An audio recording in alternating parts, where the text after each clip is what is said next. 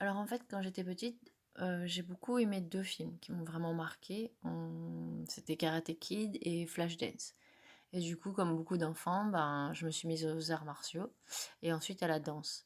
C'est en fait, bien des années plus tard, après avoir eu un métier plutôt normal, que je me suis aperçue que ces 2 films voulaient me montrer en réalité une autre voie.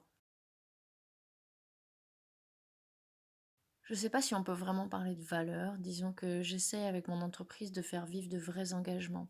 Des engagements simples finalement, hein. C'est proposer des produits plus responsables, revaloriser et prolonger la durée de vie des objets, avoir des processus de production les plus verts possibles, privilégier l'emploi de travailleurs handicapés parce que chaque entreprise a vraiment son rôle à jouer, soutenir des causes ou des associations au travers d'articles spécialement créés, et puis surtout, globalement, partager, aider, rendre à la communauté. La question d'identité me travaille beaucoup en ce moment, à vrai dire. J'ai du mal à définir de quelle façon je me sens appartenir à ce pays et je me rends compte que nous sommes beaucoup dans ce cas. Je crois que l'identité ne peut plus se résumer que à l'ethnie à laquelle on appartient. Cet attachement très fort à notre territoire va au-delà de l'ethnie, de la famille. C'est des souvenirs, des habitudes alimentaires, des références culturelles. Malgré les voyages, les études, les autres cultures, il y a un je ne sais quoi qu'on ne trouve qu'ici.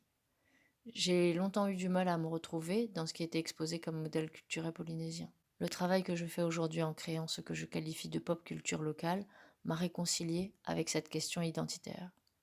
J'ai le sentiment de pouvoir exprimer à ma façon cette croisée des chemins entre modernité et insularité.